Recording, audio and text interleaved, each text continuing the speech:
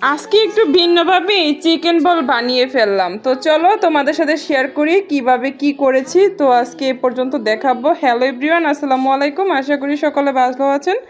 আমার ভিডিওটা অবশ্যই প্রথম থেকে শেষ পর্যন্ত দেখবেন। একদম ঘরোয়া উপায়ে শীতকালীন সবজি দিয়ে আর চিকেনের 2 পিস দিয়ে কিভাবে তৈরি করেছি A to Z সব দেখাবো। এখানে আমি আলু, ফুলকপি, চিকেনের 2-3 পিস আর গাজর, এই 4টা উপকরণ দিয়েছি, মানে 4টা জিনিস দিয়েছি।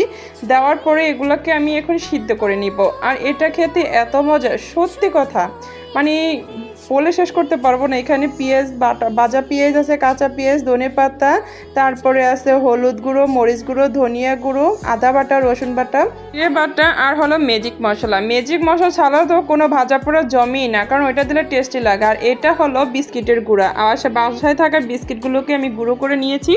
আর এখানে আমি চিকেন বলগুলোকে কাঁটা চামচ দিয়ে ছাড়িয়ে নিয়েছি। আর এখন সিদ্ধ করা সবজিগুলোকে সবগুলো ভালো করে মাখিয়ে নিয়ে একটা একটা করে উপকরণ দিয়ে দিব। এখানে ভাজা পেঁয়াজটাকে দিয়ে দিলাম, এটা দিলে একটু ফ্লেভারটা সুন্দর আসে। এখানে হলুদ মরিচ আর হলো ধনিয়ার গুঁড়োটা দিয়ে দিলাম, মানে সব কিছুই পরিমাণ মতো দিতে হবে। আদা বাটা, রসুন বাটা, জিরে, মানে সব কিছু দিয়ে এখন ম্যাজিক মশলাটাকে দিয়ে দেব।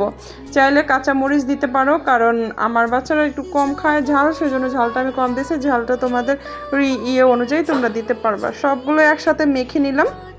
মেখে নেওয়ার পরে এখন এগুলোকে আমি গোল গোল করে সবগুলোকে বলের মতো তৈরি করব। সত্যি কথা কি বলবো, এটা যে খেতে এত বেশি মজার সেটা আমি বানানোর আগ পর্যন্ত বুঝি নাই।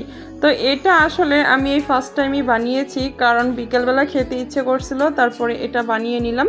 এখন আমি এই বিস্কিটের গুঁড়োর মধ্যে সবগুলো দিয়ে এগুলোকে ভালো করে মাখিয়ে নিব। মাখিয়ে নেওয়া যখন আমার হয়ে যাবে তখন দেখবে এটাকে আমি ভাজার জন্য রান্নাঘরে চলে আসলাম।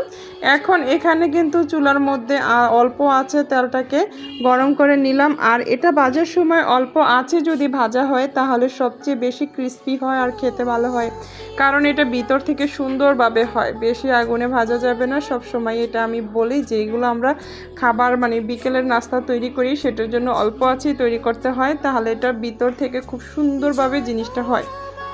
তো এইভাবেই কিন্তু আমি একটা একটা করে দিয়ে দিলাম। আমি বেশি বানাই নাই, কারণ আমরা মা ছেলে 3জন, ওই 3জনের আইডিয়াই বানিয়েছি।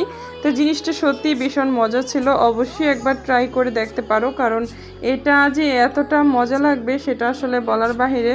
আর আরেকটা কথা বলি, ভিডিও এত কষ্ট করে ভিডিও বানাই, তোমরা একটু লাইক কমেন্ট শেয়ারও করো না। শেয়ার তো ভাদই দিলাম, মানে ভিডিওগুলো যে আমি আপলোড করি দেখা যায় কোনো সময় এত মাশাল্লাহ লাইক পড়ে, আবার কোনো সময় লাইক কমেন্ট একদমই পড়ে না। আসলে এটা খুবই খারাপ লাগে যে এত কষ্ট করে এত সুন্দর সুন্দর ভিডিও বানানোর পরও যখন এই অবস্থা হয় তখন কেমন লাগে।